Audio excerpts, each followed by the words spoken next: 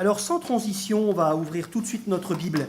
Nous sommes toujours dans une série de prédications sur l'évangile de Marc. Bonjour à toutes et à tous. J'espère que vous allez bien, que vous êtes en forme, que vous allez pouvoir écouter.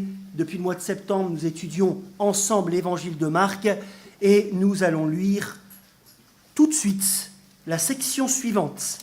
Marc 11, 27. Si vous n'avez pas de Bible, vous pouvez en demander une. Peut-être qu'une personne peut passer dans les rangs pour distribuer une Bible. Merci beaucoup. Si quelqu'un peut aller prendre les Bibles là-bas et éventuellement distribuer à ceux qui n'en ont pas.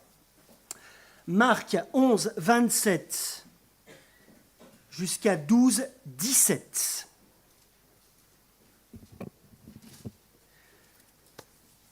Et vous maintiendrez aussi la page ouverte lorsque je prêcherai pour regarder si ce que je dis est vrai et cohérent avec la parole de Dieu, s'il vous plaît. Ils se rendirent à nouveau à Jérusalem. Et pendant que Jésus se promenait dans le temple, les chefs des prêtres, les spécialistes de la loi et les anciens vinrent vers lui et lui dirent « Par quelle autorité fais-tu ces choses ? Qui t'a donné l'autorité de les faire ?» Jésus leur répondit « Je vais vous poser une question. Répondez-moi et je vous dirai par quelle autorité je fais ces choses. » Le baptême de Jean le Baptiste, venait-il du ciel ou des hommes ? Répondez-moi. Mais ils raisonnèrent ainsi entre eux, et ils disaient, si nous répondons du ciel, il va dire, pourquoi n'avez-vous pas cru en lui ? Et si nous répondons des hommes, ils redoutaient les réactions du peuple, car tous considéraient réellement Jean comme un prophète. Alors ils répondirent à Jésus, nous ne savons pas. C'est courageux. Jésus leur répondit, moi non plus, je ne vous dirai pas par quelle autorité je fais ces choses. Au revoir. Ça, c'est pas la parole de Dieu, au revoir. Chapitre 12. Jésus se mit ensuite à leur parler en parabole. Un homme planta une vigne, il l'entoura d'une haie et creusa un pressoir, construisit une tour. Puis il la loua des vignerons et quitta le pays. Le moment venu, il envoya un serviteur vers les vignerons pour recevoir d'eux une part de récolte de la vigne. Ils s'emparèrent de lui, le battirent, le renvoyèrent les mains vides. Il envoya de nouveau vers eux un autre serviteur. Ils le frappèrent à la tête, l'insultèrent. Il en envoya un troisième et ils le tuèrent. Puis beaucoup d'autres qu'ils battirent, tuèrent. Il avait encore un fils bien-aimé. Il l'envoya vers eux en dernier, disant « Ils auront du respect pour mon fils. » Mais ces vignerons dirent entre eux « Voilà l'héritier, venons, tuons-le, et l'héritage sera à nous. » Et ils s'emparèrent de lui, le tuèrent, le jetèrent hors de la vigne. Que fera donc le maître, dit Jésus, de la vigne ? Il viendra, fera mourir les vignerons et donnera la vigne à d'autres. N'avez-vous pas lu cette parole de l'Écriture ? La pierre qu'ont rejetée ceux qui construisaient est devenue la pierre angulaire. Psaume 118. C'est l'œuvre du Seigneur et c'est un prodige à nos yeux. Ils cherchaient à l'arrêter, mais ils redoutaient les réactions de la foule. Ils avaient compris que c'était pour eux que Jésus avait dit cette parabole. Ils le laissèrent et s'en allèrent. Ils envoyèrent auprès de Jésus quelques pharisiens et des hérodiens afin de le prendre au piège de ses propres paroles. Ils vinrent lui dire « Maître, nous savons que tes paroles sont vraies, que tu ne te laisses influencer par personne, que tu ne regardes pas à l'apparence des gens et tu enseignes le chemin de Dieu en toute vérité. Est-il permis ou non de payer l'impôt à l'empereur ? Devons-nous payer ou ne pas payer ? » Mais Jésus, connaissant leur hypocrisie, leur répondit « Pourquoi me tendez-vous un piège ? Apportez-moi une pièce de monnaie afin que je la voie. » Ils en apportèrent une. Jésus leur demanda « De qui porte-t-elle l'effigie et l'inscription ? » « De l'empereur, lui répondirent-ils. Alors il leur dit « Rendez à l'empereur ce qui est à l'empereur, et à Dieu ce qui est à Dieu. » Et ils furent dans l'étonnement à son sujet. Amen. Parole de Dieu. Premier point, l'autorité de Jésus. Les anciens, les grands prêtres, regardez verset 27, chapitre 11, et les scribes de Jérusalem, c'est-à-dire les responsables religieux du pays qui constituaient le Sanhédrin, le tribunal suprême des Juifs qui condamnera Jésus. viennent lui poser une question. Ils sont à coup sûr furax à cause de ce que Jésus vient de faire au temple, lui demandant, rappelez-vous la semaine dernière, lui demandant solennellement l'origine de l'autorité avec laquelle il fait ces choses. Rappelons-nous que l'autorité de Jésus est un thème crucial dans l'évangile de Marc. Si bien que ce mot, regardez des versets 28 à 33, revient 4 fois. Comme pour nous alerter, nous lecteurs, à nouveau, sur les enjeux de cette question, dans la perspective, l'imminence de la croix dans l'évangile de Marc. Bref, malgré leur exigence, leur tentative, vous avez capté, de prise d'autorité sur celui qui a l'autorité, qui en est même la source, Jésus ne cède pas à la pression. Tranquille. Il ne proclame d'ailleurs, mes amis, en tout cas c'est ce que je crois voir dans les évangiles, il ne proclame d'ailleurs jamais la vérité avec précipitation. Vous savez, un peu comme les fanatiques de la vérité, où il faudrait tout dire tout de suite. Non, il ne proclame jamais la vérité avec précipitation, sans discerner les temps, chapitre 8, verset 30, sans choisir les porte-paroles de la vérité, il n'envoie pas n'importe qui proclamer la vérité, et sans percevoir les personnes qu'il a en face de lui.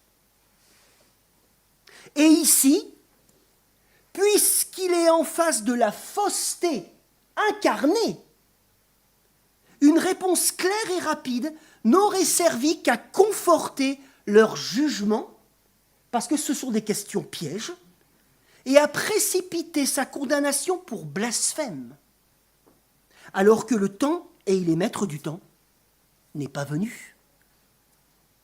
Il rétorque plutôt par une contre-question au sujet de la légitimité du ministère de Jean-Baptiste, avec à la clé sa réponse à leur question du départ. Faites ça, je ferai ça.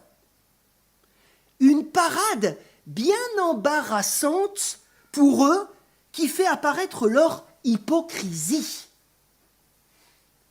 En effet, leur débat, par la suite qui nous est dévoilé par Marc, regardez versets 31 à 33, montre clairement qu'ils ne se soucient pas vraiment des questions spirituelles. Je veux dire honnêtement, en comprenant les enjeux, avec l'intention réelle de se positionner. Non, mes amis, ils sont trop remplis de leur certitude. Il n'y a pas de place chez eux pour la remise en question. Il n'y a pas de place chez eux pour la réflexion. Leurs réflexions sont plutôt toutes dirigées vers un objectif précis. Quel est l'objectif ici ? Oui, c'est la préservation de leurs intérêts dans un premier temps, leur autorité auprès du peuple, leur influence religieuse. Et c'est une idole pour eux. Ils savent bien que ne pas reconnaître le ministère de Jean-Baptiste, qui venait du ciel, les aurait sacrément décrédibilisés auprès du peuple, qui le tenait pour un véritable prophète. Et en même temps, ils comprennent que s'ils le reconnaissent publiquement, Jésus leur demandera des comptes sur leur attitude vis-à-vis de lui, lorsqu'il était vivant, et de facto, sur la prédication du Baptiste. Et quelle était la prédication du Baptiste ? La repentance, et ils pointaient vers qui était Jésus. Donc ils ont la réponse à leur question s'ils se positionnent pour. Qui reconnaissent l'autorité de Jésus, disant qu'il était bien plus grand que lui. Marc chapitre 1, verset 7. Le Fils de Dieu, si on en croit l'évangile de Jean, Jean disait qu'il enlève le péché du monde et qu'il fallait donc se repentir et suivre Jésus. Ah, c'est pas si simple. Pour éviter cela, il choisit une certaine forme de neutralité fourbe, lui répondant finalement « Nous ne savons pas ». Malheureusement, en choisissant la duplicité, ils passeront à côté de la réponse du Christ qui aurait pu les sauver. Terrible, n'est-ce pas? Deuxième point de ma prédication, l'heure des comptes est arrivée pour les hypocrites. L'heure des comptes est arrivée pour les hypocrites.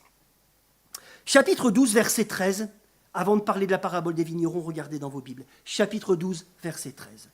Loin donc de se repentir et de se décourager dans leurs entreprises, et sans vouloir se mouiller à nouveau, ils envoient courageusement des copains au casse-pipe. Ce sont des pharisiens et des hérodiens, des alliés de circonstances qui ne s'entendaient pas normalement. Les hérodiens, des partisans d'Hérode Antipas, le roi fantoche de la Galilée, ce sont eux qui se présentent pour les responsables au front, avec un but, bien clairement affiché cette fois, le piéger à l'aide d'une nouvelle stratégie qui utilise comme arme la flatterie. Et en effet, verset 14, regardez, ça graisse la patte à fond. Seigneur, toi qui es franc, tu es juste, tu es impartial, tu aimes la vérité, oulala, tu enseignes clairement la voie de Dieu, tout ce qu'ils ne font pas, quoi. Dis-nous, est-ce qu'il est permis ou non de payer l'impôt à l'empereur? Il faut savoir que 80 ans plus tôt, Jules César avait introduit une réforme monétaire pour assurer la stabilité de l'Empire romain. Il avait même créé une monnaie frappée à son effigie. À l'époque de notre récit, l'empereur, c'est César Tibère. Et c'est son image qui apparaissait sur les fameuses pièces avec lesquelles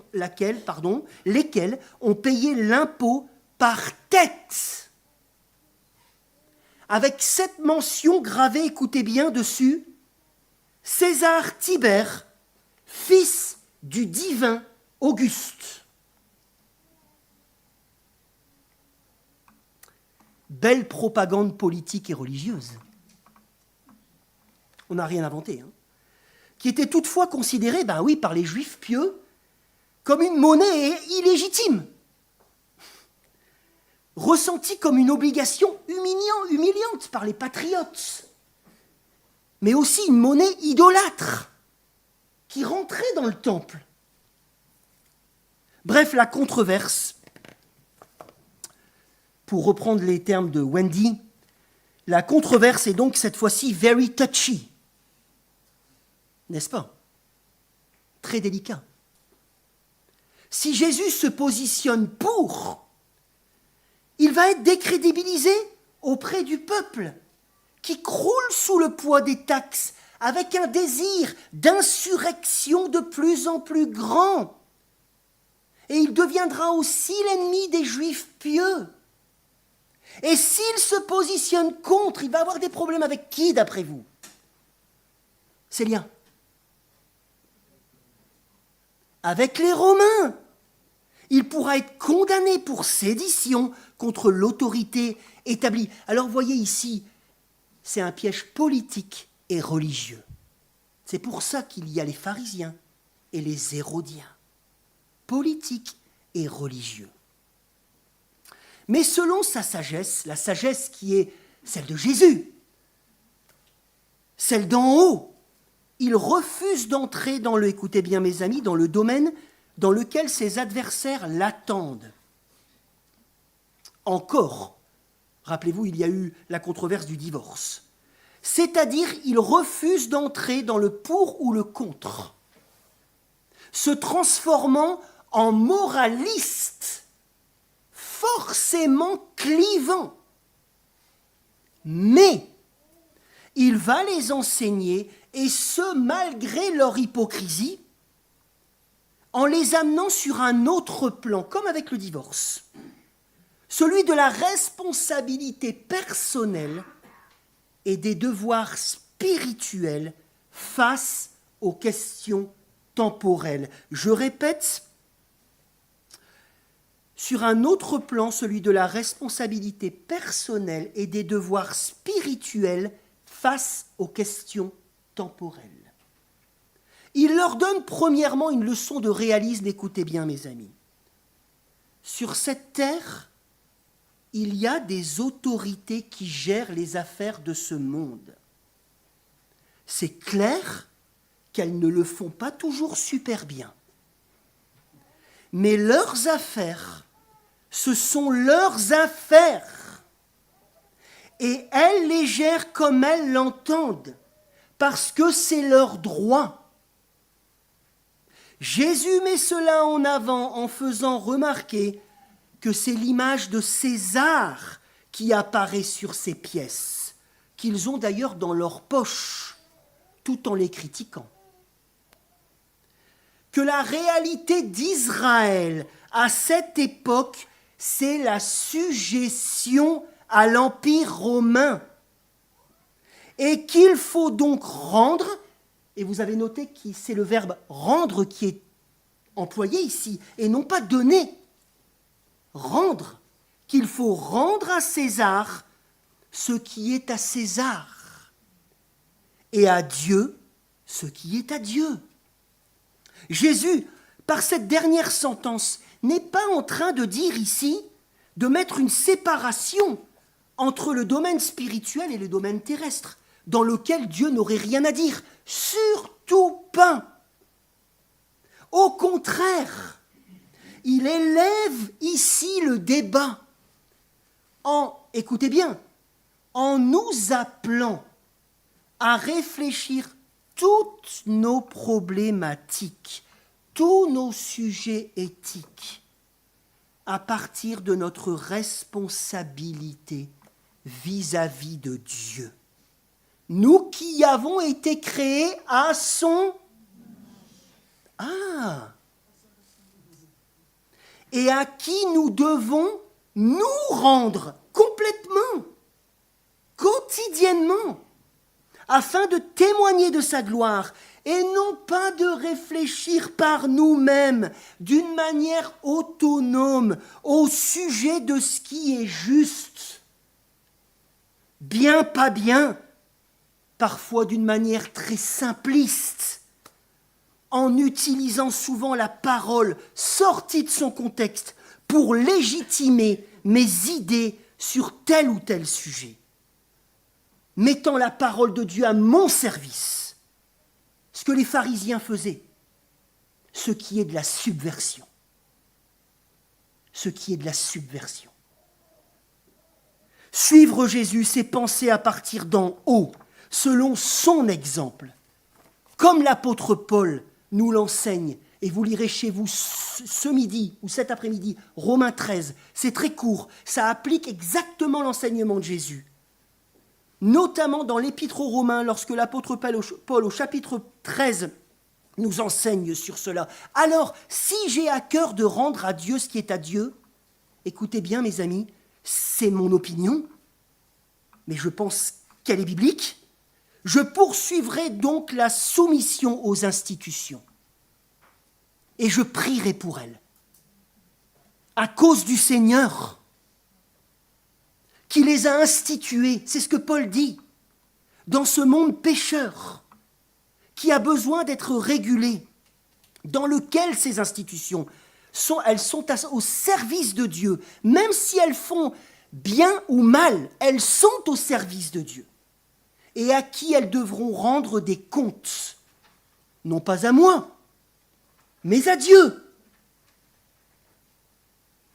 Je peux donc avancer tranquillement en paix, dans la voie de la soumission, par amour pour Dieu, et porté par l'espérance, cette espérance qui me permet de gérer mes frustrations dans cette économie imparfaite une espérance dans la souveraineté divine, dans sa justice et dans l'installation prochaine d'un monde meilleur. Amen. Bref, un amour de Dieu authentique, un amour de Dieu qui rend libre, une vie consacrée pour le royaume, pour les intérêts du royaume sur terre, que les chefs religieux n'ont pas poursuivi à l'époque de Jésus, récupérant les choses spirituelles pour leur propre compte, enseignant le peuple à vivre selon leur image, se montrant violents avec tous ceux qui s'opposaient à leur loi. C'est ce que Jésus enseigne au chapitre 12 avec la parabole des vignerons, regardez bien. C'est ce que Jésus révèle par la parabole des vignerons qui est insérée, tiens, entre ces deux controverses. Cette histoire reprend l'image donnée au chapitre 5 du livre d'Ésaïe qui compare Israël à une vigne que le Seigneur avait plantée soigneusement, prenant soin d'elle et espérant en tirer du fruit. Sans succès, avec l'annonce dans ce livre de l'Exil. Cette parabole est donc reprise ici par Jésus, des centaines d'années après, avec toutefois quelques variantes. En effet, ce sont les vignerons qui sont cette fois visés, c'est-à-dire les chefs du peuple, les chefs religieux, qui se sont, nous le comprenons en lisant cette parabole, approprier, c'est scandaleux, n'est-ce pas? Approprier les choses du maître de la vigne, voulant se faire calife à la place du calife, rejetant successivement tous les prophètes qui sont venus avant et bien après Ésaïe, les fameux serviteurs de la parabole, versets 2 à 4. Ces serviteurs qui étaient venus les interpeller, les appeler à la repentance et au changement pour une vie centrée sur Dieu. Mais au lieu de les écouter, ils les ont battus. On pense au prophète Jérémie. Ils les ont tués. On pense au prophète Zacharie. Ils les ont rejetés. On pense au prophète Jean-Baptiste. Jusqu'à vouloir assassiner le fils du propriétaire qui était envoyé en dernier recours, chapitre 12, verset 6, avec l'espoir qu'il le respecterait, lui au moins, pour s'accaparer l'héritage du Seigneur. Les chefs religieux comprennent, regardez verset 12, ils comprennent que Jésus parle d'eux, mais sans comprendre la portée de la parabole, puisqu'il s'apprête à l'accomplir. C'est ce qui est terrible avec l'aveuglement religieux.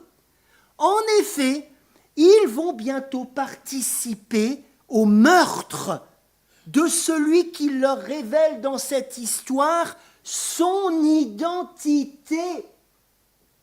Jésus est le Fils bien-aimé,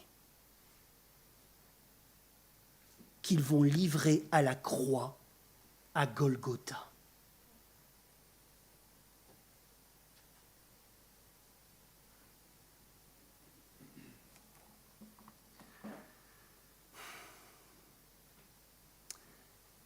Mais l'heure des comptes a sonné.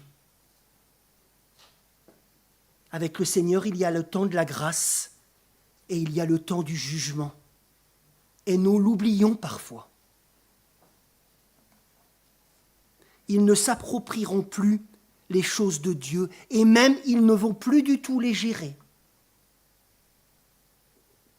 En effet, celui qu'ils rejettent, c'est ce qu'il annonce à la fin de la parabole, va ressusciter et deviendra, comme il l'annonce au verset 10, regardez dans vos Bibles, citant ainsi le psaume 118 qui exalte la confiance du roi, choisi par Dieu, mais rejeté par les dirigeants du peuple, qui finit par être victorieux. Jésus annonce qu'il est la pierre d'un nouvel édifice, par la puissance de Dieu. Jésus annonce ici la fin du système mosaïque dans lequel ces religieux ont évolué et l'arrivée de la nouvelle alliance. par laquelle en lui et par lui un nouveau peuple, par la foi, lui la pierre angulaire de tout ça, sera rassemblé. Un nouveau peuple à qui sera donnée la responsabilité, écoutez bien mes amis, à qui sera donnée la responsabilité des intérêts de Dieu. Troisième et dernier point. Rendons à Dieu ce qui est à Dieu. Rendons à Dieu ce qui est à Dieu. S'il est vrai que ce passage comporte des éléments réjouissants pour ceux qui reconnaissent l'autorité de Jésus, puisque c'est l'assurance, n'est-ce pas, en comprenant cette parabole, de faire partie par la foi. C'est énorme, c'est incroyable, c'est magnifique. Par la foi, faire partie du peuple de Dieu, à qui la responsabilité de ses intérêts, c'est-à-dire porter du fruit pour lui, sont confiés dans l'attente de l'installation de son royaume, Maranatha. Ce passage comporte, et écoutez bien mes amis, parce que je vous assure que ça nous concerne, ce passage comporte également des éléments qui devraient nous faire sérieusement réfléchir, voire nous bousculer, nous faire réagir de suite en partant d'ici.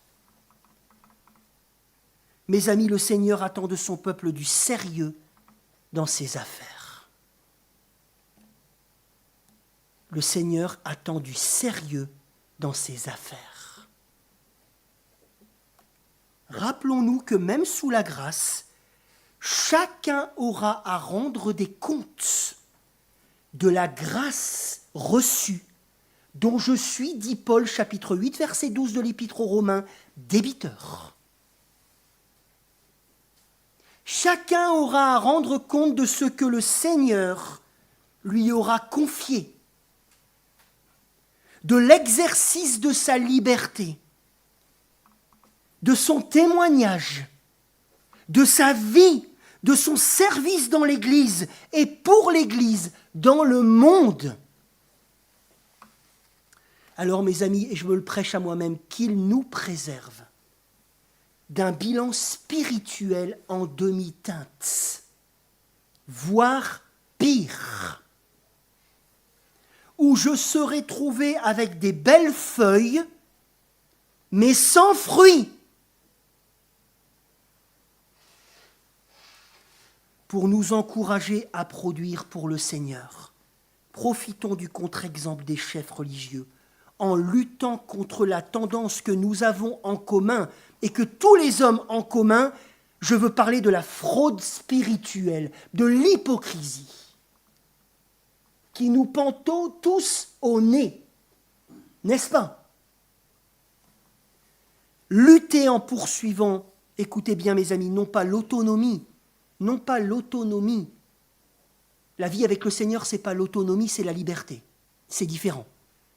Mais la consécration pour Dieu. La consécration pour Dieu. Frères et sœurs, que le Seigneur nous trouve donc, non pas dans une vie moraliste,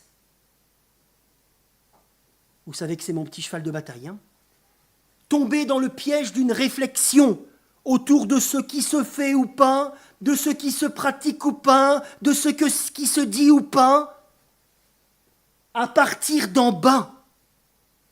C'est-à-dire une analyse et des actions selon mes propres voies, ma tradition toute humaine, mes intérêts, une réflexion sur ce qui se fait ou pas selon mes peurs, selon mes angoisses, mes idoles, mes souffrances, à la recherche du verset biblique sorti de son contexte qui pourrait accréditer mes idées sur le monde et valider mes choix personnels.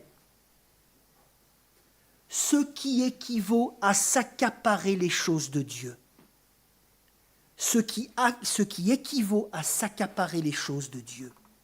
Il nous faut donc conclure, et donc en vrac, que non la question du paiement de mes impôts, non la question du paiement de mes taxes, non la question de l'obéissance envers l'autorité de mon pays, non la question du travail au noir, mais pour élargir non la question du pardon, non la question de la fin de vie, non la question de la fidélité à son épouse ou à son époux, non la question du divorce, non la question de la réconciliation, non la question de l'immigration, non la question de mon lieu d'habitation, n'est pas liée à ce que je trouve par moi-même juste ou injuste. Elle n'est pas liée à ce que je trouve par moi-même cohérent ou pas cohérent. Oui, il y a pas mal de choses incohérentes et injustes dans ce monde. Bienvenue à la réalité. Je veux dire que ce n'est pas une question indépendante à la foi, à la question centrale prioritaire, non, où la question centrale prioritaire serait mes droits. La question centrale prioritaire pour mes choix serait ma vision politique ou mes convictions politiques. Non. Les questions d'un chrétien sont liées à nos devoirs envers celui qui nous a tout donné et qui nous invite dans ce monde pécheur et imparfait à réfléchir sérieusement nos situations concrètes à la lumière de ces principes, afin d'agir et témoigner d'une allégeance et d'une confiance à un autre royaume. Vous êtes citoyens d'un autre royaume. Est-ce que vous avez conscience de cela, mes amis? Amen. Dietrich Bonhoeffer dit, j'aime bien cette phrase, la loi du Christ, ce n'est pas moralisation, et on a tendance tellement à le faire, mais c'est sanctification. C'est pas pareil. Ce n'est pas moralisation, mais sanctification. Amen. Vous comprenez ce que ça peut changer dans une vie, ça? Je suis souvent, écoutez bien mes amis, je vais bientôt conclure, j'espère que je ne vous fatigue pas. Je suis souvent effaré de ma tendance, moi, Aurélien Castelin, ma tendance instinctive, mais aussi de celle de l'Église, du triolo, parce que j'entends les discussions à droite à gauche. Je suis effaré de voir ma tendance et les tendances de mes frères et sœurs à réfléchir nos problématiques à partir des réalités terrestres.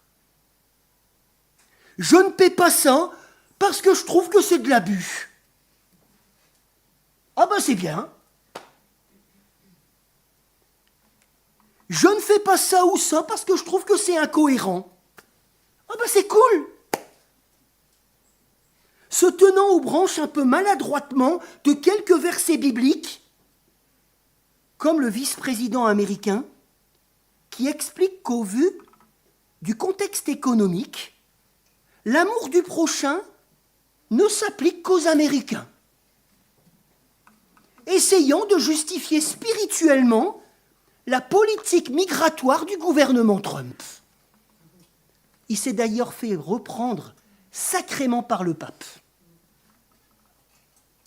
Il nous faut renouveler notre intelligence sans cesse afin de discerner la volonté de Dieu, ce qui est bon, ce qui est agréable et ce qui est parfait pour lui. C'est ça la vie d'un chrétien. Saint Augustin a écrit ceci, et je terminerai avec ça. Que réclame de toi César? Son image. Que réclame de toi le Seigneur? Son image. Mais l'image de César, elle est sur une pièce de monnaie. L'image de Dieu est en toi. Ne te trompe pas de combat.